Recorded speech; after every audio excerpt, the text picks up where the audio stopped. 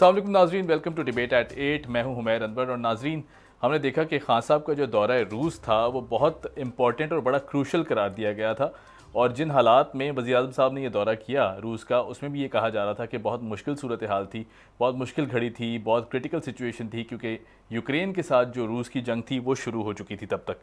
अब अगर हम देखें तो हम सभी लोग हैरान थे कि अचानक ऐसे हालात में अगर खान साहब जा रहे हैं तो बहुत सारे सवालात भी खड़े हुए।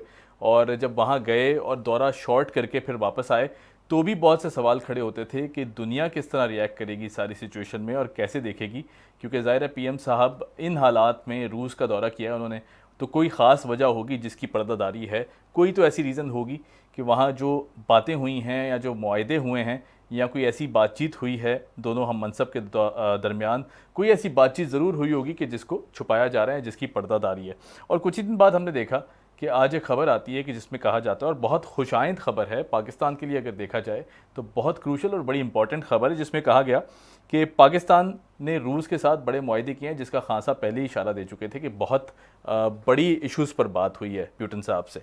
अब इस मुआहदे के तहत पाकिस्तान रूस से कुदरती गैस इंपोर्ट करेगा और गैस पाइपलाइन पर भी काम शुरू होगा, और साथ ही साथ गंदम भी इंपोर्ट करेगा, जिसकी तादाद बताई जा रही है कि लगभग 20 टन के करीब गंदम जो है वो इंपोर्ट की जाएगी रूस से। अब बहुत इंपॉर्टेंट डेवलपमेंट है, लेकिन सवाल ये पैदा होता है कि आलमी मंजरनामे में अगर बात करें तो जो आलमी ताकतें हैं इस वक्त रूस के ख़िलाफ़ खड़ी हुई हैं, क्योंकि रूस ने यूक्रेन पर हमला किया हुआ है और एक जंग की सूरत हाल है। जितनी भी इंटरनेशनल पावर्स हैं, अमेरिका है, बरतानिया है, जर्मनी है, फ्रांस है, और भी बहुत से ममालिक हैं जो रूस के ख़िलाफ़ खड़े दिखाई देते हैं बज़ाहिर। लेकिन क्या पाकिस्तान को भी ये म्यूज़िक फेस करना पड़ेगा, ये बहुत बड़ा सवाल बनता है।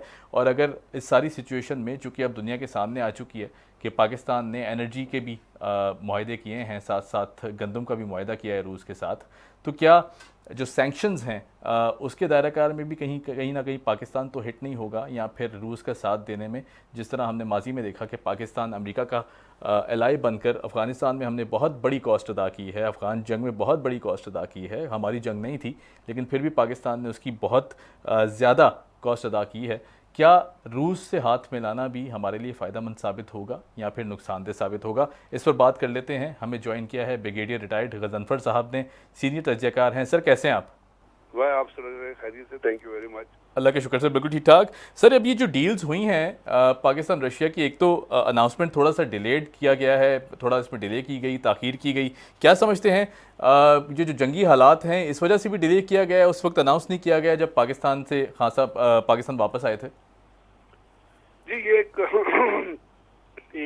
एक मतलब रीज़न है ये उसका जी, लेकिन मेरा ख्याल ये है कि इसको फाइनलाइज करने में भी, क्योंकि प्राइम मिनिस्टर का जो विजिट आपको पता है सिर्फ 2 दिन का विजिट था, जी, जी, तो उसमें कॉन्सेप्चुअल बातचीत तो हो जाती है, लेकिन जब आप उसके फ्रेमवर्क पे जाते हैं तो उस फ्रेमवर्क में थोड़ा टाइम लगता है ठीक है, चीज़ों को स्ट्रीमलाइन करने। और वो फ्रेमवर्क जो होता है, या वो जो उसके इम्पेडिमेंट्स होते हैं, या उसके जो कॉन्सेप्ट है, वो जो होते हैं, जो कंसर्न मिनिस्ट्रीज के लोग होते हैं वो डिफाइन करते हैं। सही।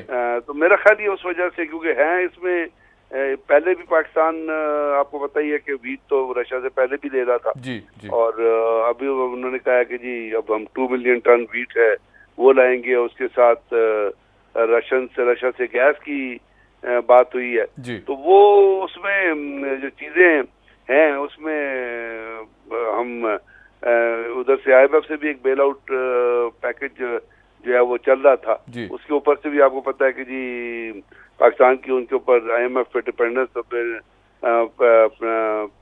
दिनों में बढ़ी है। लेकिन रशियन के साथ हमारी अप्रोच जो है, या रशियन के साथ जो हमारी डीलिंग्स है, उसमें एक नया बाब है, एक नई चीज है, और उस चीज के अंदर चीजों को स्ट्रीमलाइन करने में मेरा ख्याल, मेरी नजर में कुछ दिन तो चाहिए होते हैं। तो मैं ये समझता हूँ कि ये उसकी वजह से ये जो अनाउंसमेंट है ये अभी आपके सामने। ब्रिगेडियर साहब, बिल्कुल ठीक। ब्रिगेडियर साहब ये बताइएगा टाइमिंग किस तरह देखते हैं? अब जाहिर है एक तरफ जंग चल रही है रूस की यूक्रेन के साथ, दुनिया पूरी नाराज़ है, सैंक्शंस लगा दी गई हैं, आइसोलेट करने की कोशिश कर रहे हैं रूस को।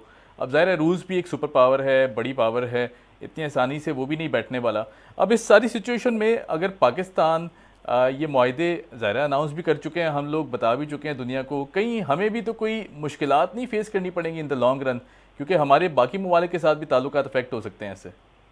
वो तो मुश्किलात तो जरूर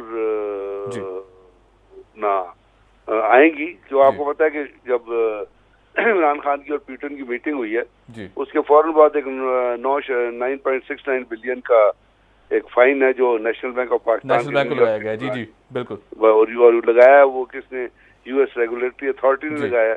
और वो कहती है non compliance of anti money laundering law. हालांकि एंटी मनी लॉन्ड्रिंग या मनी लॉन्ड्रिंग का जितना कॉन्सेप्ट है, ये जो इम्पेडिमेंट्स है, वो तो एफएटीएफ में चल रहे हैं ना। जी बिल्कुल। वो रशियंस के अगर तो ये बात है तो अमेरिका को चाहिए था कि अमेरिका के अंदर ही एक इकोनॉमिक यूनिट है जिसने एक रिपोर्ट रिलीज की थी, एक इन्वेस्टिगेशन रिलीज की थी, जिसमें उन्होंने कहा था कि इंडिया के 40 बैंक हैं, 35 बैंक है जो मनी लॉन्ड्रिंग में इन्वॉल्व है, तो उनको भी स्लैप करना चाहिए था।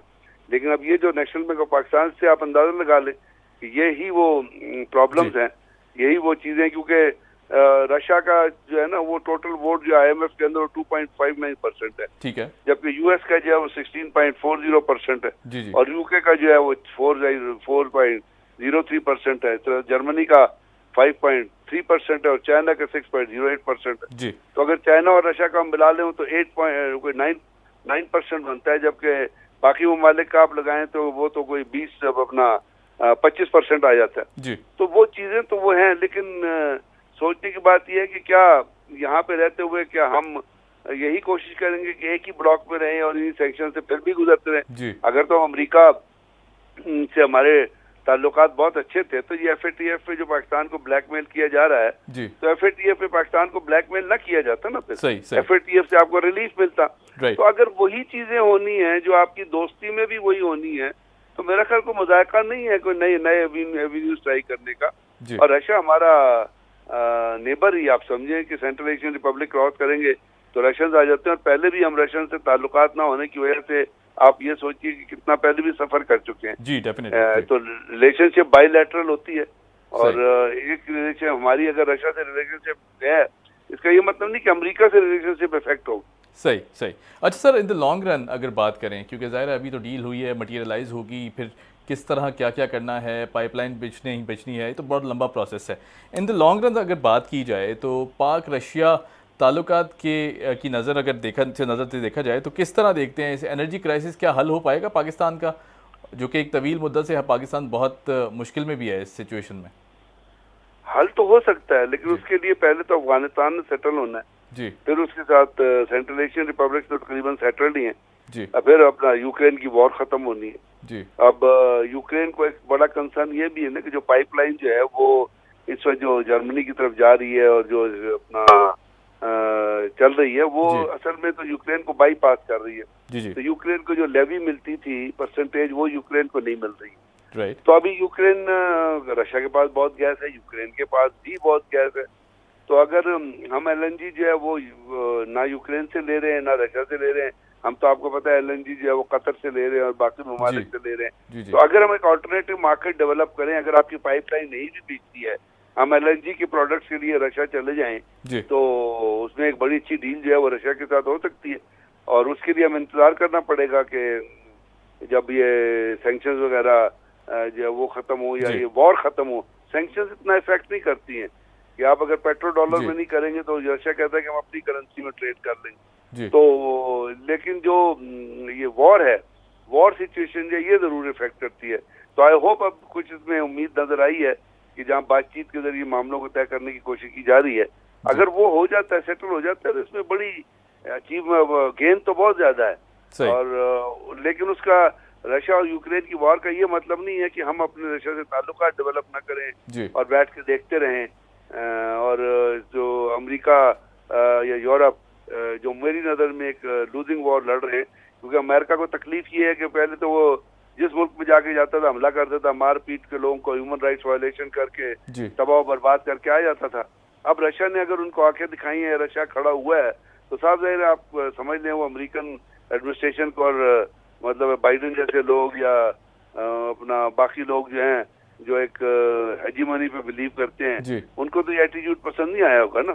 तो हमें दुआ भी करनी चाहिए और ये अपना कोशिश भी करनी चाहिए कि रशिया जो है वो एक ताकत के तौर पे, और रशिया और चाइना एक कंबाइंड ताकत के तौर पर उठे, जो कि अमेरिका जो जुल्म डालता है दुनिया पे, उसका चेक यही है कि रशिया और चाइना अगर आपस में मिलिटरली और इकोनॉमिकली अपना एक दूसरे को ज्वाइन करते हैं और पाकिस्तान उस ब्लॉक का हिस्सा रहता है, तो उसके अंदर बहुत सारे काउंटर चेक्स आ जाएंगे अमेरिका की जो पॉलिसीज है उनके ऊपर।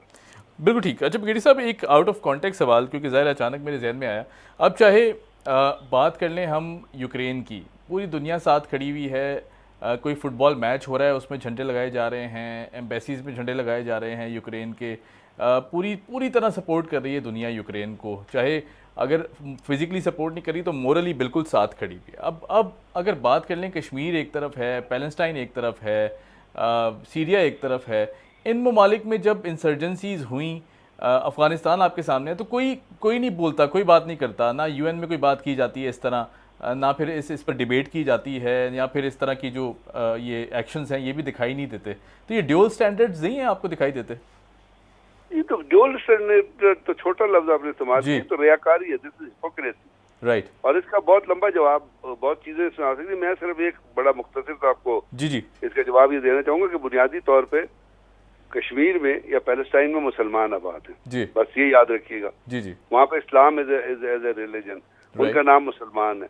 यूक्रेन के अंदर क्रिश्चियंस हैं, और यूरोपियन यूनियन के अंदर क्रिश्चियंस हैं, सारे अमेरिका में क्रिश्चियन, चाहे वो कैथलिक हैं, चाहे वो प्रोटेस्टेंट हैं, जो भी हैं वो या यहूदी हैं। और जब वहाँ पे क्रिश्चियन और यहूदी होंगे तो आप बताइए मुसलमानों की फेवर कौन करेगा?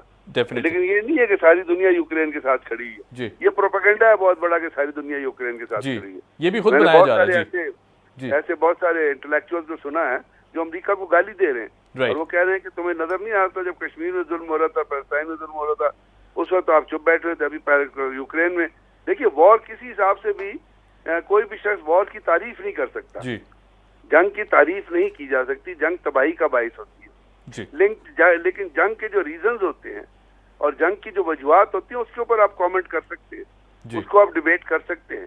तो अगर तो ये डिबेट ये गलत है यूक्रेन के अंदर, तो ये पैलेस्टाइन में भी गलत था, ये फिर कश्मीर में भी गलत था, ये फिर इराक में भी गलत था, ये फिर लिबिया में भी गलत था, ये फिर सीरिया में भी गलत था।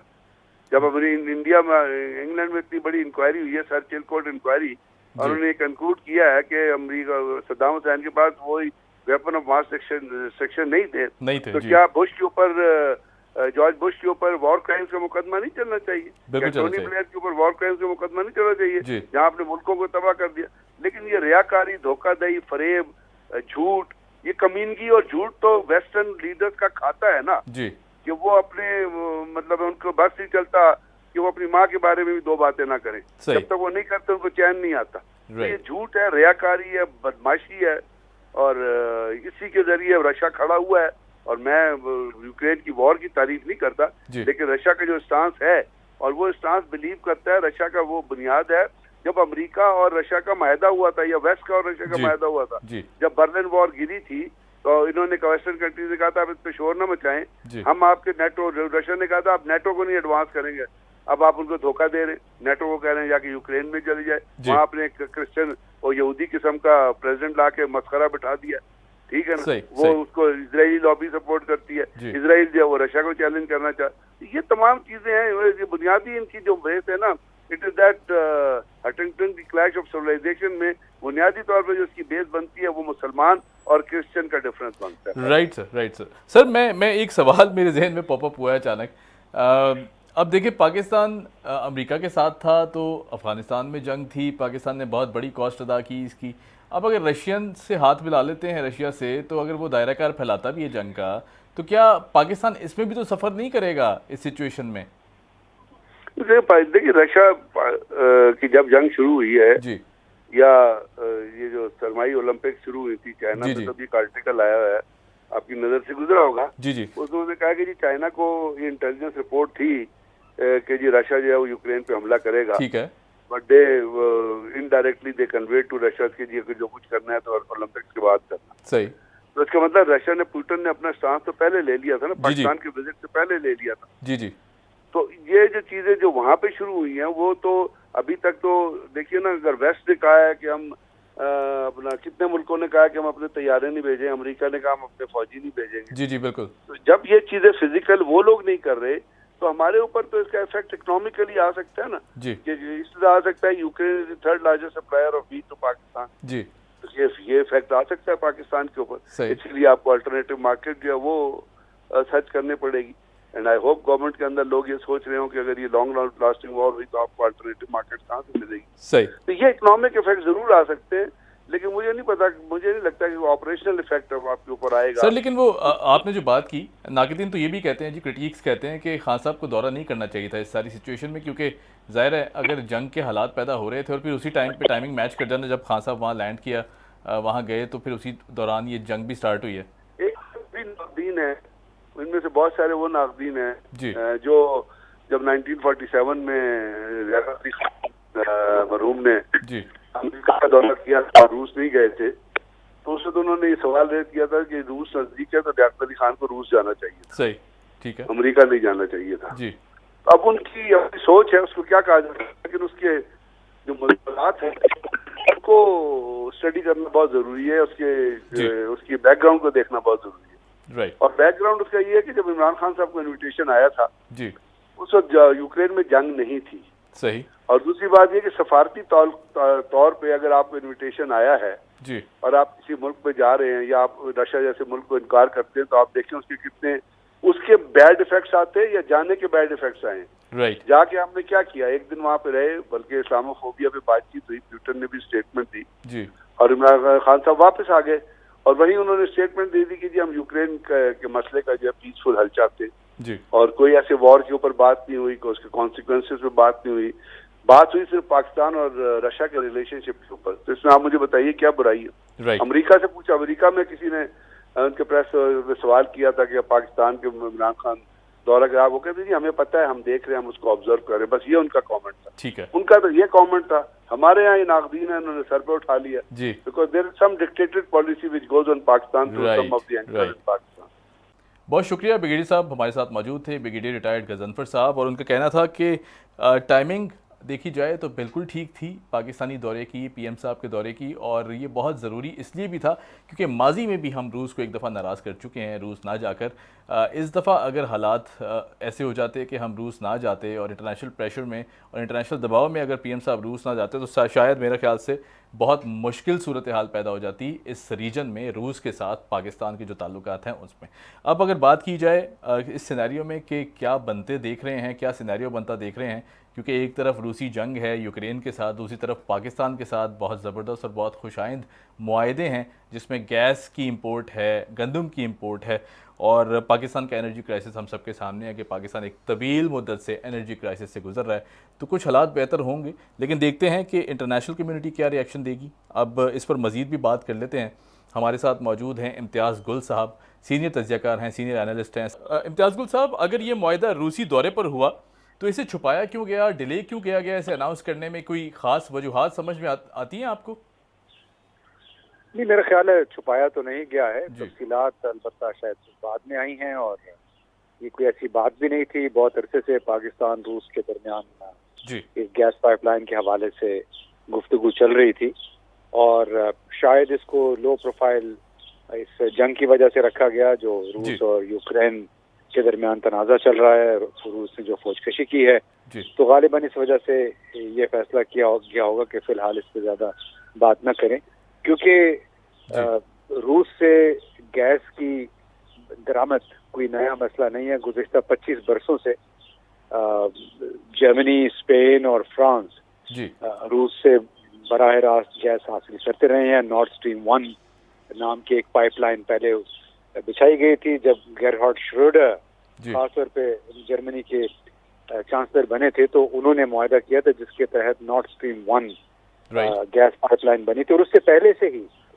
गैस की दरामद जारी थी रूस से। अब इस वक्त नॉर्थ स्ट्रीम 2 गैस पाइपलाइन भी मुकम्मल हो गई है, उसकी सिर्फ तस्दीक करना बाकी थी जर्मनी की तरफ से। अब उस दौरान ये तनाज़ा खड़ा हो गया है, लिहाजा जिन लोगों ने भी इस पर एतराज़ किया है, जिसको मैं समझता हूँ वो कुछ ज़मीनी हकाइक से आगाह नहीं है, और उसी वजह से गैर ज़रूरी तौर पे उन्होंने शुकूक व शुबहात का इज़हार किया। सही। अच्छा सर, बहुत बड़ा मुआहदा है यकीनन, अगर पाकिस्तान की पर्सपेक्टिव से देखा जाए तो यकीनन बहुत अहमियत का हामिल है। अब अगर ज़ाहिर है पाकिस्तान को ज़रूरत भी थी एक टाइम से, क्योंकि एनर्जी क्राइसिस से गुजर रहे हैं हम लोग। अब इसके लॉन्ग टर्म इफेक्ट्स किस तरह देखते हैं, पाकिस्तान किस तरह इसका बेनिफिशरी बनेगा, क्या क्या बेनिफिट्स हो सकते हैं अगर इसको लॉन्ग टर्म में लेके जाया जाए? देखिए, पाकिस्तान की अपनी तवानाई की ज़रूरियात है। जिस तरह इस वक्त LNG कार्गो वेसल्स के जरिए, यानी बड़े जहाज़ों के जरिए हम दरामद करते हैं, तो अगर पाइपलाइन बन जाती है तो मेरा ख्याल है कि वो ज़रूरत किसी हद तक कम हो सकती है। सही। क्योंकि रूस ने अब तक जो 2 या 3 बड़ी पाइपलाइंस बनाई हैं वो सतह समंदर से नीचे हैं जी। यानी वो इसलिए शुरू किया गया था काम 25-30 वर्ष पहले कि उस पे जो ज़मीनी या बहरी रास्तों से इसकी तरसील में मुमकिन जो मसाइल आते हैं उनसे दूर रहा जा सके। और अगर हमारे यहाँ भी ये पाइपलाइन बन जाती है तो जाहिर है हमारे पास सप्लाई की, डिस्ट्रीब्यूशन की सलाहियत भी में भी इजाफा हो जाता है और वो उसका न सिर्फ अंदरूनी मुल्क फ़ायदा हो सकता है बल्कि हम अड़ोस पड़ोस में भी उसको कनेक्ट कर सकते हैं। तो कोई भी इंफ्रास्ट्रक्चर का मंसूबा जब बनता है तो वो सिर्फ ज़रूरी नहीं होता कि उस मुल्क के लिए बराह रास्त फ़ायदे का सबब हो, उसके ज़रिए कनेक्टिविटी बनती है, एक नोशनल कनेक्टिविटी बनती है कि मिसाल के तौर पर तुर्कमेनिस्तान से बहुत अरसे से 30 बरस हो गए हैं, हम कह रहे हैं कि बेनज़ीर भुट्टो साहिबा जब वज़ीर आज़म थी तो उस वक्त ये पहला मुआहदा किया गया था तुर्कमेनिस्तान, जिसको टैपी कहा जाता है, तुर्कमेनिस्तान, अफगानिस्तान, पाकिस्तान, इंडिया। तो उस पर अभी तक अमल दरामद नहीं हो सका, लेकिन उसका बुनियादी तौर पे आइडिया यही था कि अगर तुर्कमेनिस्तान से अफगानिस्तान के रास्ते पाकिस्तान गैस आती है तो उस पाइपलाइन को हम भारत तक आगे क्यों ना तोसी दे दें ताकि उससे फायदा डबल हो जाए, क्योंकि उसके जरिए फिर ट्रांजिट फीस जो है वो पाकिस्तान को मिलेंगी, उसके जरिए गैस इजाफी मिलेगी, तो इसके बहुत सारे फवायद होते हैं। सही। अच्छा सर, अब टाइमिंग अगर देखें इस मुआहदे की, ज़ाहिर है बहुत इम्पॉर्टेंट है हमारे लिए, लेकिन अगर इसकी टाइमिंग को डिस्कस किया जाए तो ज़ाहिर है जंग चल रही है एक तरफ यूक्रेन के साथ रूस की, और दुनिया बज़ाहिर देखा जाए तो पूरी ही रूस के ख़िलाफ़ खड़ी हुई है इस स्टांस पे। अब अगर सैंक्शंस की बात की जाए, ज़ाहिर है रूस पर सैंक्शंस लगी और बहुत ज़बरदस्त अंदाज से लगाई गई हैं अमेरिका की तरफ से भी। क्या पाकिस्तान को भी तो कोई म्यूज़िक फेस नहीं करना पड़ेगा इस सारी सिचुएशन में, क्योंकि ज़ाहिर है हम मुआहदा कर चुके हैं, फिर दुनिया के सामने भी ये बात आ चुकी है? तो देखिए, हमें ये ध्यान में रखना चाहिए कि अगर अक़वाम मुत्तहिदा की जनरल असम्बली में वोट हुआ यूक्रेन के हवाले से, तो उसमें 35 मुल्कों ने उसमें वोट में हिस्सा नहीं लिया, उसमें भारत भी शामिल था जी। उसमें मुत्तहिदा अरब अमारात ने अगरचे उसके हक में वोट दिया जनरल असम्बली में, लेकिन ये याद रखना चाहिए कि सलामती कौंसिल में जो वोट हुआ था उसमें भारत और मुत्तहिदा अरब अमारात दोनों ने उसमें हिस्सा नहीं लिया है। तो अगर कोई पाबंदियां लगी तो पहले तो इन दोनों मुल्कों पे लगनी चाहिए, इसलिए कि भारत बड़े जदीद तरीन दिफाई निज़ाम हासिल कर रहा है रूस से, 5-6 अरब डॉलर उसकी मालियत है। इस तरह मुत्तहिदा अरब अमारात के भी बड़े करीबी ताल्लुकात हैं रूस के साथ भी। अब वो चाह रहे हैं मगरिब से शायद थोड़ा सा दूर हटना चाह रहे हैं, जिसकी वजह से कई अरब डॉलर के मुआहदे रूस और मुत्तहिदा अरब अमारात के दरमियान भी हैं। अब अगर पाबंदियां लगेंगी तो फिर तो जाहिर है सारे मुल्कों पे लगेंगी, सिर्फ पाकिस्तान तो उसमें नहीं होगा। सही। अच्छा सर, आपने जिक्र किया, अब जाहिर है ये जो ब्लॉक चेंज किया जा रहा है पाकिस्तान की तरफ से, हमने देखा कि अमेरिकन ब्लॉक से हटके अब रूस की तरफ भी हाथ बढ़ाया जा रहा है। चाइना पहले ही हमारे साथ खड़ा हुआ और एक तवील अरसे से साथ दे रहा है, क्योंकि ज़ाहिर है CPEC के बाद खासतौर पे कहा जा रहा था पाक चाइना रिलेशंस जो हैं वो और मजबूत हो जाएंगे, और ऐसा हमने देखा भी। अब क्या इस सिचुएशन में पाकिस्तान इंटरनेशनल लेवल पे जाकर ये जो टिल्ट एंड शिफ्ट की पॉलिसी है इसको अपनाते हुए क्या रूस की तरफ जो इंक्लाइनेशन है वो ज़्यादा बढ़ा सकता है? अमेरिका नाराज़ तो नहीं होगा इस सारी सिचुएशन में? देखिए, अगर सारे ममालिक सिर्फ दूसरे ममालिक के डर से अपने बैरूनी ताल्लुकात को न बढ़ाएं तो इससे एक अलमियत से कम नहीं है। ठीक है। अब पाकिस्तान के वज़ीर आज़म ने अगर दौरा कर लिया रूस का, उसके साथ मुआहदा भी कर लिया गैस पाइपलाइन का, तो उस पर अमल दरामद तो अभी देखा जाएगा कब होता है, लेकिन ये कोई जुर्म नहीं है बैन अक़वामी ताल्लुकात में। ये तो इसको तमाम तरदार मदार इस पे है कि अमेरिका और उसके करीबी इत्तेहादी इस तमाम अमल को किस अंदाज से देखते हैं। और तारीख ऐसे वाक़यात से भरी हुई है जिसमें अमेरिका ने अपनी मनमानी करते हुए अपने 2-3 लोगों को साथ मिला के वो ऐसे काम किए हैं जो कि बैन अक़वामी कानून की खिलाफ वर्जी है। मसलन इराक के पे जो फौजकशी की थी अमेरिका ने, उसको अब तमाम लोग गैर आईनी गैर कानूनी करार दे चुके हैं और उसके लिए बरतानिया के साबिक वज़ीर आज़म टोनी ब्लेयर ने पब्लिकली माजरत भी की है। इस तरह अफगानिस्तान के खिलाफ जो फौजकशी हुई, फौजकशी से पहले अमेरिका ने अक़वाम मुत्तहिदा की किसी करारदाद का सहारा नहीं लिया, बल्कि उन्होंने खुद तमाम पेशकदमी की और उसके बाद फिर 7 अक्टूबर में कहीं जाके बल्कि दिसंबर 2001 में करारदाद आई, जिसमें कोशिश करवाई गई कि उन तमाम इक़दामात को जायज़ करार दिया जा सके जो 7 अक्टूबर 2001 में अफगानिस्तान पे हमलों के साथ शुरू हुए थे। जी सही, बिल्कुल ठीक है। अच्छा सर, अगर बात कर लें, आपने सीपेक का भी जिक्र किया, चाइनीज़ का भी जिक्र किया, अगर सीपेक को देखें तो ज़ाहिर है चाइनीज़ गवर्नमेंट भी खान साहब आप इसको डाइल्यूट ना करें सब्जेक्ट को। ठीक है, I think we have spoken enough. एक चीज़ पर फोकस रहे तो ज़्यादा अच्छा होता है। बहुत शुक्रिया, थैंक यू सो मच। इम्तियाज़ गुल साहब हमारे साथ मौजूद थे और उनका कहना था कि बहुत अहमियत का हामिल था ये दौरा। अगर बात की जाए खान साहब के दौरा रूस की, तो ये जो मुआहिदे साइन हुए हैं डेफिनेटली थोड़ी ताख़ीर से इसलिए अनाउंस किए गए हैं क्योंकि कुछ पेचीदगियाँ होती हैं, कुछ लीगैलिटीज़ होती हैं जिनको देखना होता है, और फिर ज़ाहिर है जब तक म्यूचुअली डिसाइड ना कर लिया जाए तो इस तरह की चीज़ें अनाउंस नहीं की जाती। खैर बहरहाल जी, एक और बहुत बड़ी डेवलपमेंट है, हुकूमती विकटें अगर देखें तो एक के बाद एक गिरती जा रही हैं। कल हमने देखा कि नदीम अफजल चंद साहब ने फिर से पीपल्स पार्टी ज्वाइन कर ली है, खैरबाद कह दिया है पीटीआई को, और पीटीआई के लिए बहुत बड़ी मुश्किलात का एक पहला साइन था कि हुकूमत जिस नहज पे खड़ी हुई है, जिस मुश्किल सूरत हाल में खड़ी हुई है, जहाँ एक तरफ इत्तेहादियों की नाराज़गियाँ हैं, दूसरी तरफ अपने ही लोग अगर इस तरह छोड़ के जाएंगे तो मुश्किल सूरत हाल पैदा हो जाएगी। आज हमने देखा कि अलीम खान साहब का जहांगीर तरीन ग्रुप को ज्वाइन करने की अनाउंसमेंट, और फिर उसके बाद ये भी दावा करना कि 10 सूबाई वज़रा भी साथ हैं, उनको भी लेके जाएंगे। बहुत बड़ा नंबर है, बहुत बड़ा फिगर है। प्रैक्टिकली क्या ऐसा हो पाएगा? कानूनी पेचीदगियाँ क्या कहती हैं?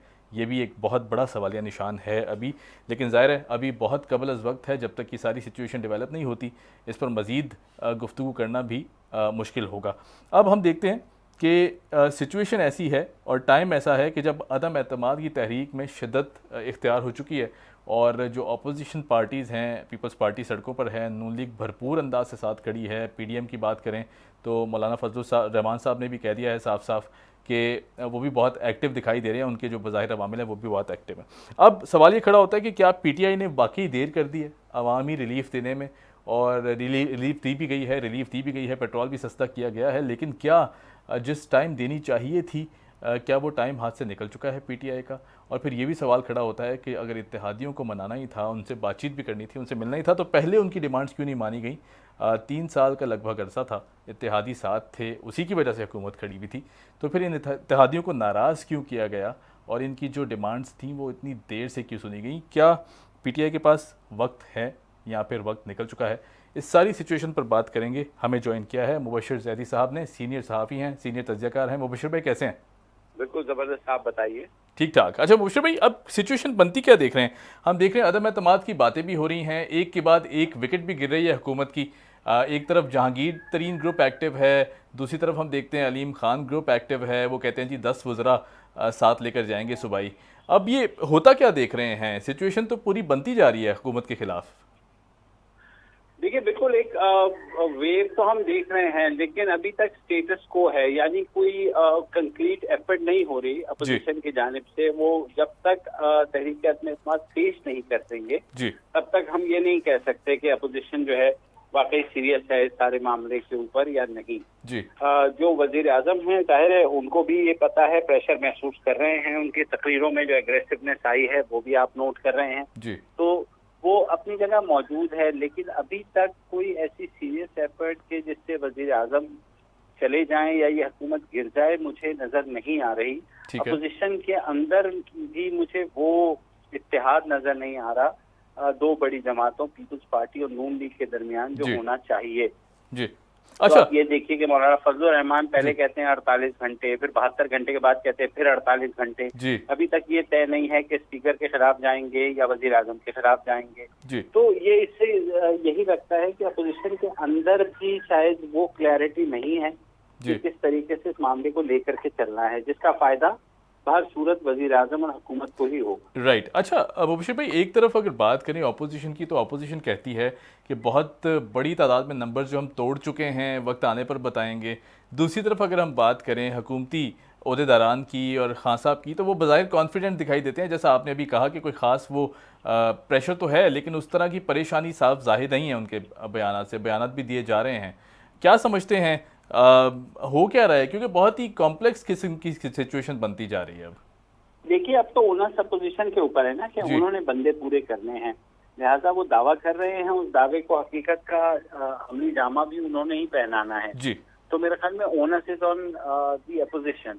वजीर आजम को भी पता है कि उनके बंदे तोड़ने की कोशिश हो रही है, वजीर आजम को ये भी पता है कि महंगाई की वजह से बहुत दबाव है जी। मगर यहाँ पर हम इत्तेहादियों को तो बहरहाल उन्होंने रोक लिया जी अपोजिशन की हिमायत करने से, तो अब रह गए उनके अपने लोग। अब जो अपने लोग हैं वो कम से कम तहरीक अदम एतमाद में फ्लोर क्रॉसिंग के लॉ के होते हुए तो वोट नहीं दे सकते जी। इसका ये मतलब है कि अपोजिशन के पास मतलूबा नंबर मैसर नहीं है। अंटिल और अनलेस हुकूमत में से एक फॉरवर्ड ब्लॉक निकले, वो कहे कि जनाब हम इमरान खान के खिलाफ वोट करेंगे, ऐलान करे उसका, लेकिन वो भी subject to ruling of the speaker होगा। अगर स्पीकर जो है उसने रूलिंग दे दी कि वो लोग वोट नहीं कर सकते हुकूमत के खिलाफ जो हुकूमत का हिस्सा है या कम से कम हुक्मरान जमात का हिस्सा है, तो ये तो चीज फिर हो ही नहीं सकेगी पास अंटिल और अनलेस जो एलाइज हैं वो वोट दें, और वो अभी लग नहीं रहा कि एलाइज जो है पोजीशन के साथ। सही। अच्छा, अगर अदम एतमाद फर्ज कर लेते हैं कि कामयाब हो जाती है, उसके बाद कोई प्लान देख रहे हैं कि अगर अपोजिशन इतना शोर मचा रही है, अदम एतमाद लेके आती भी है और कामयाब भी हो जाती है, तो फिर उसके बाद कोई प्लान है इन दोनों बड़ी पार्टीज के हाथ में? देखिए, फिलहाल तो ये there is a big if कि अगर अपोजिशन कामयाब हो जाती है, चलें लेट्स से इधर उधर से करके कामयाब हो भी गई जी, तो फिर एक और इससे बड़ा क्राइसिस खड़ा हो जाएगा। ठीक है कि अब क्या करना है, अब क्या नया कायदे अहवाल मुंतखब करना है या नए इलेक्शन की तरफ जाना है। उसके वो जो क्राइसिस होगा उसमें जाहिर है एस्टेब्लिशमेंट भी जो अभी कह रही है कि शायद न्यूट्रल है, उस वक्त न्यूट्रल नहीं रह पाएगी जी। तो मेरे ख्याल में इस वक्त जो सूरत हाल है ये वो स्टेटस को है जो एक बड़े क्राइसिस को जन्म दे सकता है, क्राइसिस को रिजॉल्व नहीं कर सकता। सही।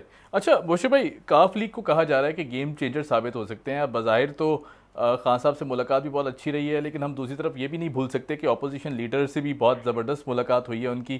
फिर दरमियान में ये बातें भी आई कि जी पंजाब की वजारत आला अगर दी जाए चौधरी साहब को तो फिर शायद बात हो सकती है। अब ये सारी बातें अपनी जगह एग्जिस्ट करती हैं, लेकिन अगर वैसे देखा जाए तो चौधरी शुजात साहब बड़े कमिटेड इंसान है। बज़ाहिर हमने माजी में अगर देखा है कि ज़ाहिर कमिटमेंट तो उनकी हुकूमत के साथ है, खान साहब के साथ है। आपको लगता है कि कहीं से यहाँ से कोई अपसेट हो सकता है इस सर्कल से? देखिए, पहली बात, सियासत में कोई कमिटेड नहीं होता और कोई कमिटमेंट नहीं होती, ये हमने देख लिया है माजी में, बहुत सी मिसालें मौजूद हैं। जरदारी साहब कातिल लीग कहते थे, वो किसी का पेट फाड़ने का कहते थे, आज उन्हीं के साथ बैठे घसीटने की बातें भी होती थी। कातिल लीग बिल्कुल, तो यही सारी चीजें हैं। इमरान खान ने भी इनके बारे में यही कुछ कहा हुआ है, मगर जब जो रियलिटीज हैं पॉलिटिक्स की वो इन सब चीजों को खत्म कर देती है। इस वक्त देखें काफ लीग का मसला क्या है। काफ लीग जो है, अगर वो लेट्स से एक तो वो डिफेक्टो चीफ मिनिस्टर वैसे ही हैं परवेज इलाही, ठीक है, तो उन्हें क्या जरूरत है कि वो अच्छा चीफ मिनिस्टरशिप 1 साल के लिए क्यों लेंगे जी। वो उन्हें पता है कि अगर वो उन्होंने बिलफर्ज ले भी ली तो उसके बाद जो प्रेशर होगा वो अगले होने वाले इंतखाबात में काफ लीग को नुकसान पहुंचाएगा, क्योंकि उनका डायरेक्ट कन्फ्रंटेशन तो नून लीग के साथ है जी। इसीलिए उन्होंने जब जरदारी साहब से बात की तो उन्होंने ये बात रखी, उन्होंने कहा हम नून लीग को ट्रस्ट नहीं कर सकते क्योंकि वो डायरेक्ट उनके पॉलिटिकल एडवर्सरी हैं इस सूबे में, जिस सूबे में वो पॉलिटिक्स करते हैं। तो मेरे ख्याल में ये जो बदएतमादी की फिजा है ये काफ लीग को रोकेगी कि किसी भी तरीके से वो अपोजिशन रैंक्स को ज्वाइन कर ले, चाहे वो जरदारी साहब उन्हें जो मर्जी ऑफर कर। सही। अच्छा मोशे भाई, अगर इत्तेहादियों की बात करें, जैसे कि आपने कहा कि बज़ाहिर तो इत्तेहादियों को मना लिया गया है, उनको रोक दिया गया है, लेकिन अब ज़ाहिर है जैसे आपने भी कहा कि हाथ में आखिरी हर्फ नहीं होता पॉलिटिक्स में कुछ भी, जाहिर सी बात है ऑन ग्राउंड भी कुछ फैसले किए जाते हैं। अगर इत्तेहादियों में से टूटते हैं लोग तो फिर क्या सिचुएशन बनती देख रहे हैं आप खान साहब के लिए, क्योंकि जहांगीर तरीन ग्रुप भी बड़ा एक्टिव है, अलीम खान ग्रुप भी बहुत एक्टिव है इस वक्त। देखिए, इत्तेहादियों में से जो है ना, ज़ाहिर है अलीम खान और जहांगीर तरीन इत्तेहादी नहीं है, वो उनकी अपनी जमात के लोग। बिल्कुल ठीक है। तो ये हमें डिफरेंस जरूर करना होगा कि इत्तेहादी कौन है और जमात के अंदर कौन है। जी।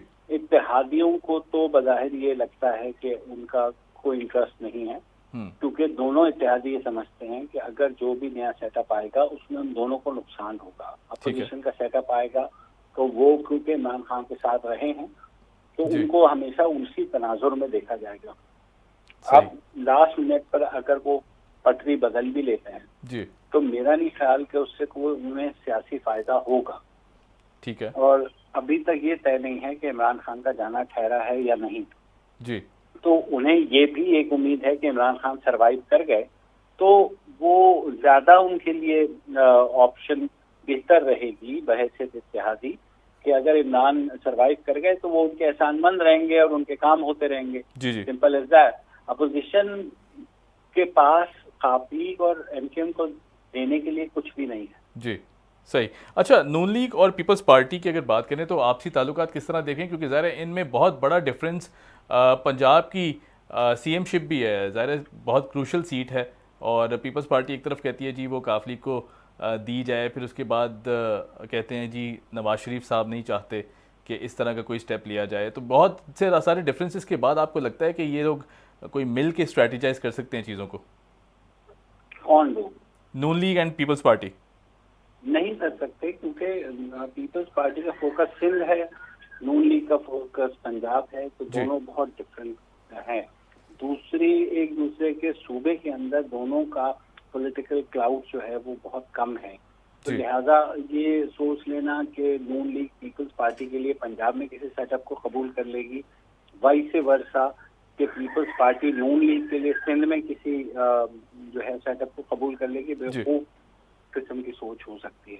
बहुत शुक्रिया। मुबशिर ज़ैदी हमारे साथ मौजूद थे, आपने वक्त निकाला। मुबशिर भाई का कहना था कि बज़ाहिर बहुत मुश्किल सूरत हाल दिखाई देती है, अपोजिशन के जो क्लेम्स हैं वो भी अधूरे दिखाई देते हैं, क्योंकि ज़ाहिर इत्तेहादी किसी सूरत साथ नहीं छोड़ने वाले पीटीआई के का। और अगर बात की जाए पीटीआई के अपने लोगों की तो वो ज़रा सा मामला मशकूक है। खान साहब को उसको भी देखने की ज़रूरत है, क्योंकि एक के बाद एक अगर इस तरह लोग छोड़ते जाएंगे तो बहुत मुश्किल सूरत हाल खड़ी हो सकती है। लेकिन बज़ाहिर हुकूमत के हाथ में है, हुकूमत के कंट्रोल में है, और अदम एतमाद की जो सिचुएशन है वो भी मुश्किल दिखाई दे रही है कि ऐसा होने नहीं वाला। हमें दीजिए इजाज़त। Keep watching debate at 8। खुदा हाफिज़।